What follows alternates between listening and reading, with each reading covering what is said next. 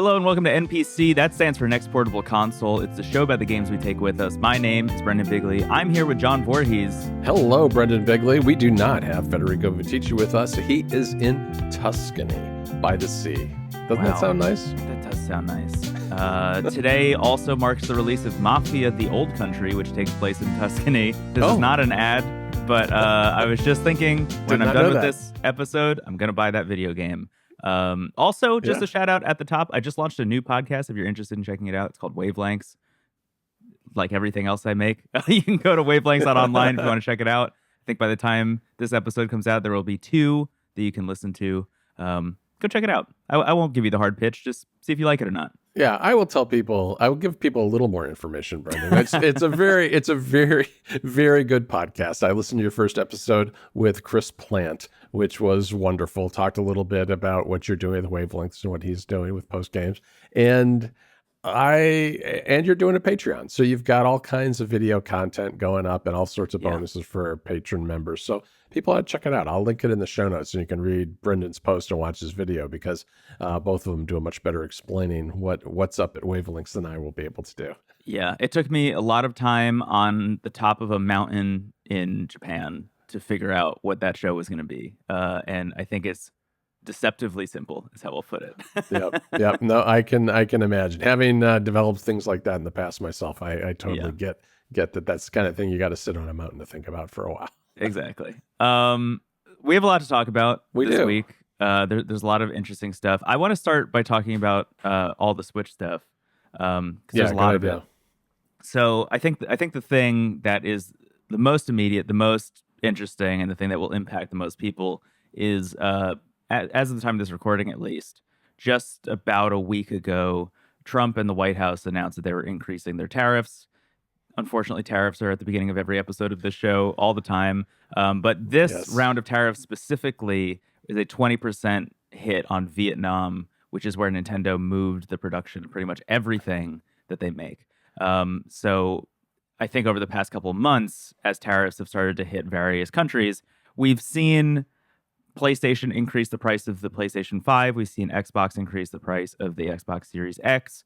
Accessories as well have been increasing in price. Nintendo was kind of immune to that because Vietnam, hypothetically, quote unquote, was making a deal with Trump, which, no, I think one actual deal has surfaced in the months since tariffs were announced, where he said that he was doing deals with 50 countries. There's been one. Vietnam thought they had a deal. Turns out they don't. And now there's a 20% hit. What that means is literally the next day, like right after those got announced, Nintendo issued a statement that said, our prices will be changing, quote unquote, due to market conditions, which, again, indicates there are tariffs and we need to figure out what our pricing strategy is going to be. And it wasn't even 24 hours later that the prices hit the internet, and pretty much everything except the Switch 2 increased in price. Right. Like across the board. It was, and some of them are smaller price increases, like Alarmo, for example, is even increasing in price. It went from $100 to $110. Yep. Joy-Cons, for the most part, are going up $10. Mm-hmm. Amiibo, believe it or not, are also going up like $5 to $10, depending on what kind of set you get. I missed that part.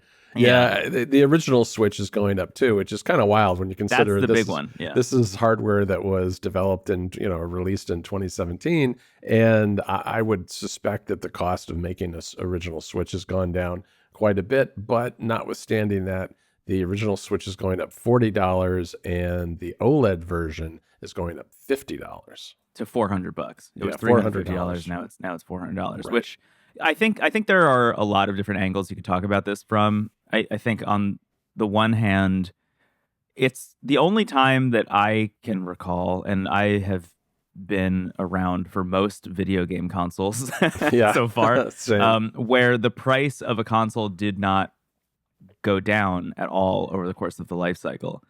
And I think the thing there specifically that strikes me is, like, if the Switch is selling as fast and as well as it is, if you are Nintendo, why would you ever lower the price? Like if it hasn't slowed down in terms of its console sales, it behooves you to not decrease the price unless you really want to like juice it even more. Like in my eyes, the only reason you would really lower the price of the Switch is if you really, really, really wanted to overtake Sony and the PlayStation 2 as the highest selling console of all time. Yeah, I think the time to have lowered the price on the original Switch was probably whenever it was when the sales figures started to level off. Exactly. If they ever did, in fact, when when it slowed to a point where you're like, well, if we drop this $30, maybe we can hit that exponential growth again. That happened for the first time like 2 years ago, and even then the drop off wasn't as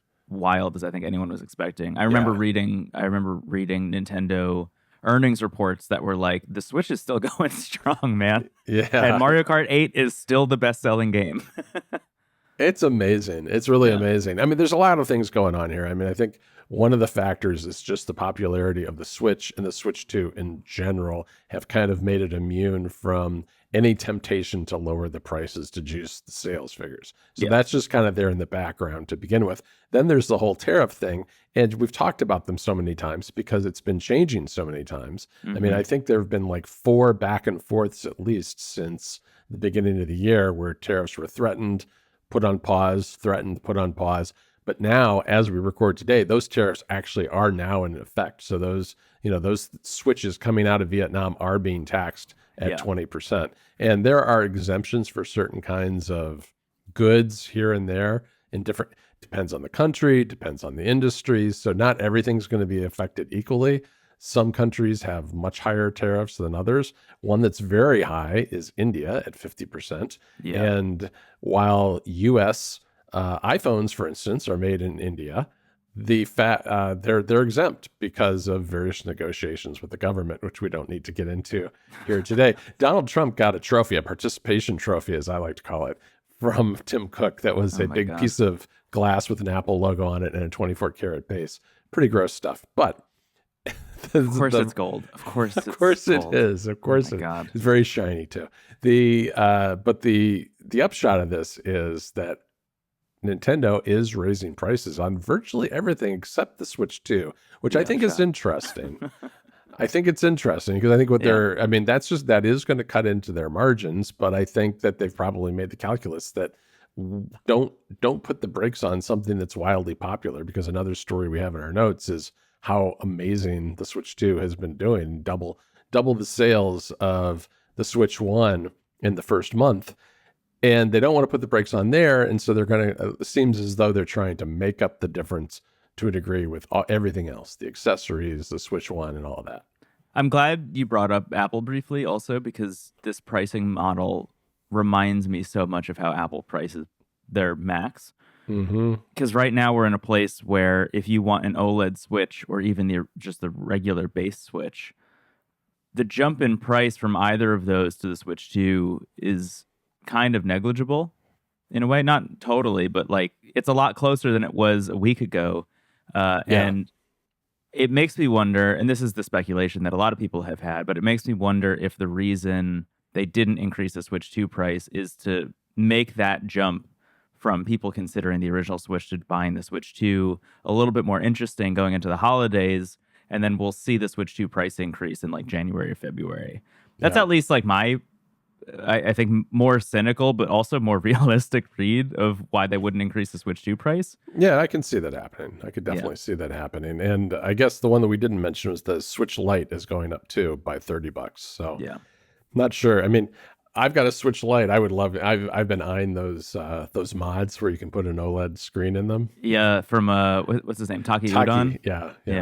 Yeah. He's also worth mentioning, hard at work on the Superstation, which is I think we talked about it on the show. I think so. But it's his FPGA console that's like wildly low in price, which I ordered. Did you order one? No, I didn't. I ordered one. I'm really excited about it. Yeah. When's it supposed to come out? Do you know? I'm hearing end of this year is when it'll start shipping. Ordered it at the end of last year, so that's not horrible. But I'm looking forward to it. I'm really excited about it. I'm excited to play a lot of PlayStation 1 games on it. Yeah. It looks just like a PlayStation 1, which is one of the more exciting things. But also on the side, he's releasing all these great Switch Lite mods.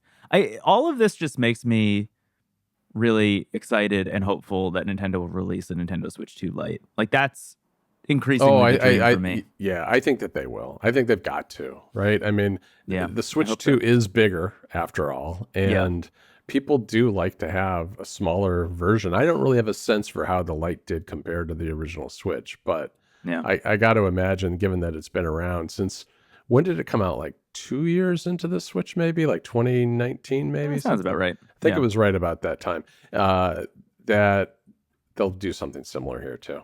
Yeah. Wow. You right on the money. September 20th, 2019. There we go.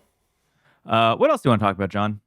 I think we should talk about Retroid a little bit, because I've been thinking about the second screen. We've talked about this a lot on the show. Yeah. And I have been thinking about this particularly because of these tariffs. Because I think to myself, one of the things that's happening besides just the tariffs in various countries is that the exemption from tariffs for items were valued at $800 or less is going away at the very end of August. This is the one thing that hasn't kicked in yet. It's like, I think August 29th. So we're only like a couple of weeks away from this. And that is going to make things, especially I think items like this second screen, which is $70, make it much more uneconomic to ship from China. And one of the things that happened that we got a couple of bits of news about the second screen this week. One was Retroid just showed off photos, not renders, of the device in the colorways that they have for, both black, and then they have the purple one that matches the purple Retroid. And they showed off those. And then we also got news that the dates for shipping were slipping just a little bit. They originally had said that pre-orders were going to go out on August 5th, which was a couple of days ago as we record this. That didn't happen. They're supposed to come out, I think, on the 15th now. And that's getting awfully close to that August 29th date. And I had been kind of waiting to see, are we going to get some reviews of this thing before I really committed to buying one myself? And now I feel like that window is so small. They did say that they're sending it out to reviewers first, but I don't know. I don't know if I'll be able to get one before the exemptions go away. At the moment, we are not quote unquote reviewers, but if you'd like us to be, please hit us up. Yes. We would like to be in that first wave. It's one of those things where I feel like I like the concept of it. I just wonder about the execution, which is why I haven't pulled the trigger on a pre-order. Yeah, I'm kind of in the same camp. I think one thing in particular is that I've been playing a lot of 3DS on the Odin 2 Mini recently, like over the past couple of weeks. And it's like fine. I'm fine playing it with one screen. I don't know if I need to buy another screen for it. Yeah. It's a fun concept, and I do think in a lot of ways it is the most elegant solution to the problem that we discuss almost every week on the show, which is like, how do you make a dual screen device for DS or 3DS that makes sense? Just shipping a second screen that you can plug in, I think, is maybe actually the best move, because then you don't need it at all times. Right. Because if you look at the Magic X040, which you and Federico both talked about on recent episodes of the show, there are a lot of drawbacks to designing a device that is built for DS, in that it really is only built for DS and not anything else. Right. So the idea that you could just like modularly turn your Retroid into something that is perfect for 3DS and then also turn it back into a thing that's perfect for everything else is, I think, brilliant. But again, I think we'll need to see what happens when people get hands-on with it. I will say those photos look absolutely stunning. I think it's really beautiful. It looks like they've done a really great job. Yep. I think if I had a Retroid Pocket 5, I probably would have ordered one already, just out of curiosity more than anything else. Yeah, the design does look really nice. And I do like the fact that you can take it off seemingly fairly easily, because you're not always going to be playing those 3DS games on your Pocket 5. And so that's kind of a nice compromise, a modular compromise. I think you're convincing me. Maybe I should order, because I still have my Pocket 5. Yeah. I think I was thinking about this. This is only semi-related. I think one of my biggest regrets is getting rid of my Retroid Pocket 4. I had the Retroid Pocket 4. I think it was the 4 Pro. Maybe there was only the 4 Pro. I don't even remember. I had the 4 Pro. I loved that thing, and I should not have gotten rid of it. That's my regret. I wish I had a Retroid device around. It's just like that, because I keep talking about on every episode, I keep talking about like the perfect console for PSP, and like that was it. Like at the end of the day, that was it. You know, the Odin 2 Mini is, I think, you know, in a league of its own, but for probably $100 to $150 less, the Retroid Pocket 4 was like kind of the move. Right, and it's a bigger screen too, right? Which I think for a lot of people would be a big deal. Speaking of cheaper devices, have you seen more the we don't have it in our show notes, but we can add it. More stuff about the Conker. No, I have not seen it. There's just been like more footage of the Conker running consoles, and I don't think that thing's gonna be cheap. Yeah, I just like the more I see them promote that thing, the more I'm like, that's gonna be like $400. Yeah, no, I think you're right I think you're right to compare it to Leica. I mean, I think it's going to be budget, but budget for ANEO. Budget for ANEO. Yeah, exactly. Yeah, I'm a little dubious, is how I'll put it, about that. Yeah, I find it hard to believe that they're going to be able to really compete head to head with Odin and Retroid on price. I mean, you know, the Odin devices and Retroid, they're not cheap, but they're light years away from the price of any of the ANEO stuff. Yeah. I'm going to double back to Switch for a second. Okay. Because I just saw something on the show notes that I want to mention. Antank, who we've talked about a bunch. Ah, right. Who have one of the only working Switch 2 docks not made by Nintendo.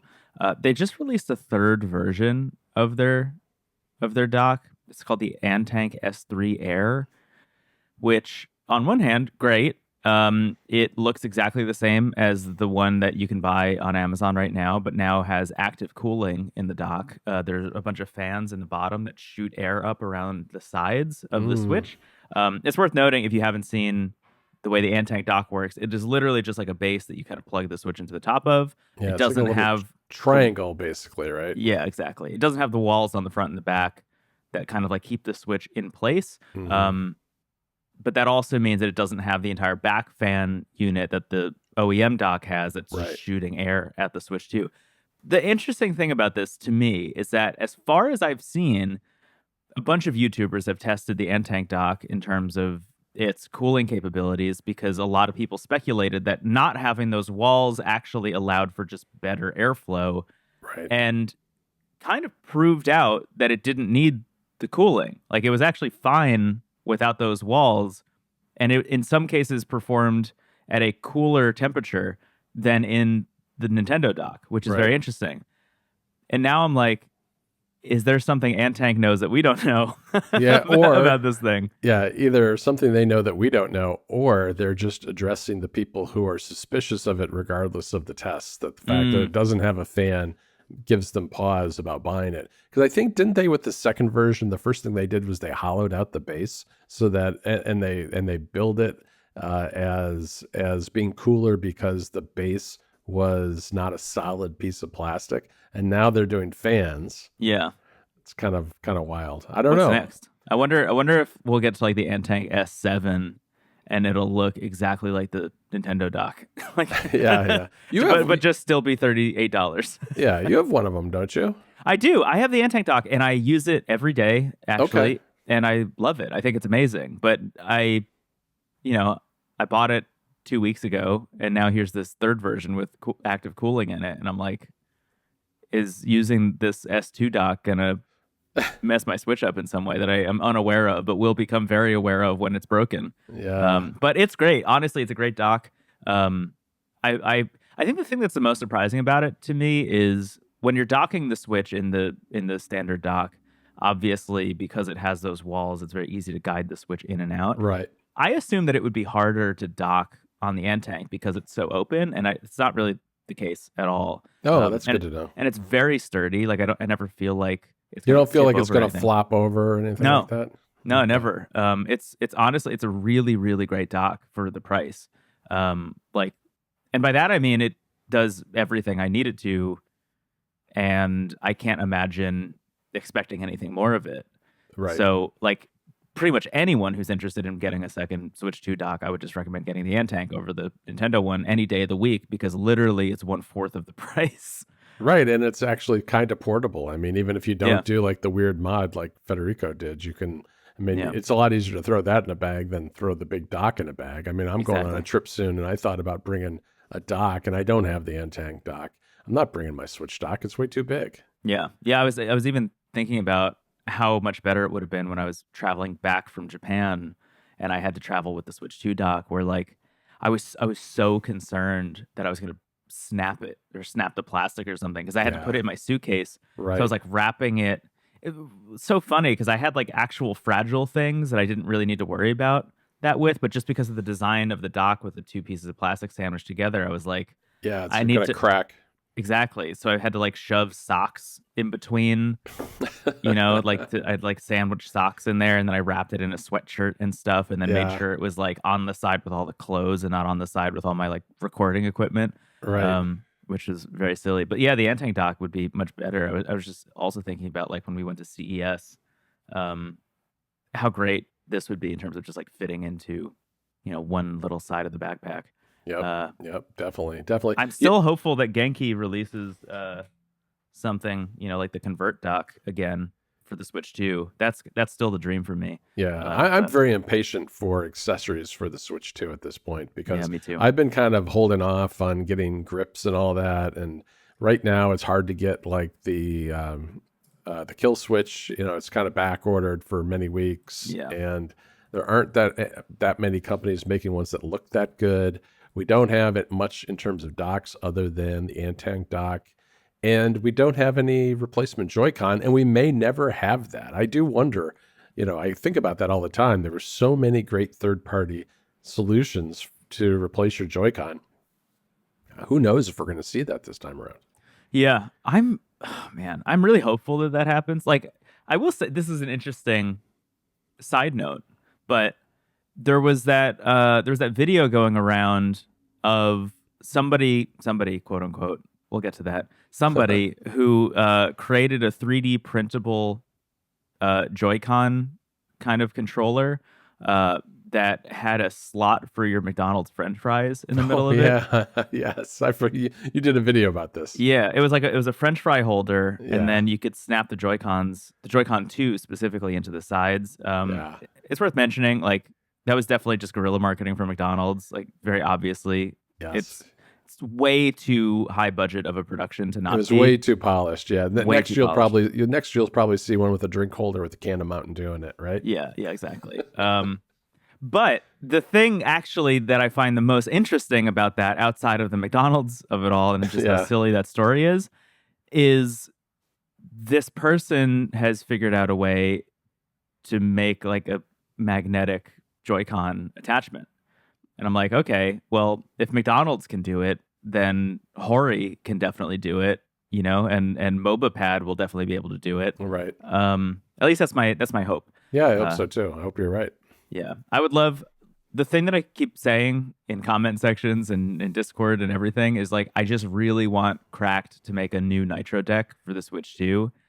I don't know how they would do it because, the first one you had to slide the Switch in, and this one, like, I just don't know how that would work. But that said, my biggest issue with the Nitro deck was that it came out basically at the end of the Switch's life cycle. Same thing with the MobaPad, actually. The Joy-Cons you use for the Switch 1. Like, I love both of those products a lot, and I just did not see the value in investing in them, knowing that the Switch 2 could come out at any moment. Yeah, I was kind of hoping for the third time's the charm with Cracked. The only thing about Cracked I didn't like was the first one had offset joysticks, which I really liked. The second one was much better for a lot of reasons, but they pushed the thumbsticks to the top, which I don't particularly like much myself. And so I was hoping that with the Switch 2, we could get another shot at it with the best of all worlds. Yeah, best of all worlds. Yeah, We'll see. We'll see. The MobaPad, though, easily the best third-party Joy-Con solution I've ever tried, ever.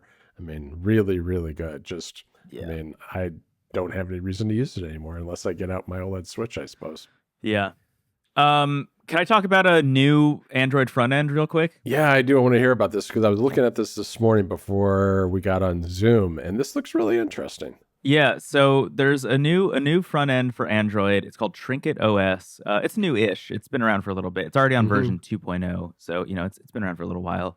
But it's definitely been getting a lot more pickup recently. Yeah. The idea from a high level of TrinketOS is that it is a retro-looking Android front end for your retro devices. They shout out specifically in their little intro blurb about it, like this is built for people who have Retroids or people who have Odins. So I got it and I threw it on my Odin 2 Mini just to check it out. Yeah. And it's adorable. The whole thing is like an extremely customizable, very pixel art adjacent front end. There are some things about it that I think people won't like. For example, it's mostly about launching into your apps than it is about having like ESDE, access to all your games individually. Okay. And that's a huge shift, I think, away from what a lot of people want from their Android front ends for the retro handhelds. Yeah, so it's more about opening up your emulators than it is about opening up your games. Is that what you're saying? Yeah, exactly. Which, personally, for me, actually is perfect because I have recently gotten rid of my Android front end. I used to use Show, which had the list of all the games on it. I bailed from that to just use the stock Android launcher. And I kept thinking to myself, like, should I use like Niagara or another like standard Android front end that just like makes it look a little bit cleaner? Right. Because when I had still have the Nothing CMF1, that's exactly what I did on that. Was I just installed Niagara on it because it has like a great OLED screen. So it's just like a black background with a white list of all the apps. But this is, I think, just designed from the ground up to be really fun. Like it has like a built-in EXP system and stuff, or sorry, XP system, so you can like level up, quote unquote, like in the app. There's like this bizarre story that they've attached to, like there's like a narrative to the front end. They wanted it to be really fun and really customizable.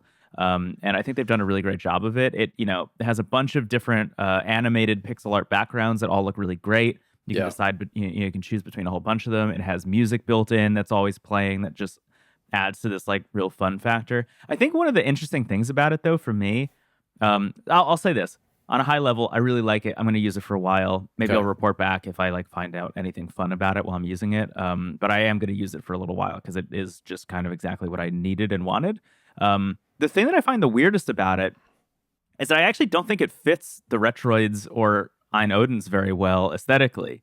Like the weird twist of fate about it is that I think it would be better served on something like a MIUI Mini than it would on the Odin, because I mean the Retroid stuff and the Odin stuff just feels really modern and feels it does. Like it should be a little bit sleeker, and going backwards aesthetically into the pixel art aesthetic in some ways feels like it does a disservice to the handheld you're playing on. Yeah, I can kind of see that just looking at the screenshot that they've got on the website, because it does have that look that seems like it should be square artwork, because it's essentially, if you took that screenshot and divided it in two, that could be two layers of UI instead of one horizontal rectangle, essentially.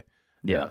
It's a really cool project, though. I don't want to bash it because I really do like it, and I'm going to keep using it. Yeah, it's cute. I'm going to give it a try. You haven't been. I thought you were going to try ESDE. Have you done that yet, or are you? Is it too much like Show? Yeah, I don't know. Something about ESDE just. I always have like a block preventing me from going through the process. What's funny though is that I did set up my Odin 2 Mini in the exact file format or file structure you need for ESDE to run. So like I did all the work already to get it into a place where I could just download ESDE and it would be fine right out the rip. But I don't know. I can't bring myself to do it, because truly, like, I have just found myself, honestly, John, actually, now that I'm thinking about this, I think the real answer is just that emulators change so fast. And going through and reassigning emulators is kind of annoying. That was kind of my bigger issue with Show. Also, was like I was using Citra, and then I was using Citra MMJ, and then now I'm using Azahar, and who knows what's going to come next? For some other emulator, something else will come out. For the stuff that you're using RetroArch for, it's obviously very easy. Doesn't Unobtainium fix that, or does it not? Or Obtainium. It's Obtainium is the. As far project. As I mean, that just updates your apps. I guess that's true. It doesn't really deal with the assignment. Yeah. You still need to go in and assign and actually do the do the work. But I just because of the show and stuff, just testing so many emulators all the time that going in and reassigning all that stuff all the time was kind of annoying. Then also, this is unrelated to ESDE. It also just means that you lose your save files a lot, like especially switching from Citra to Azahar, which have completely different file formats, creates some issues.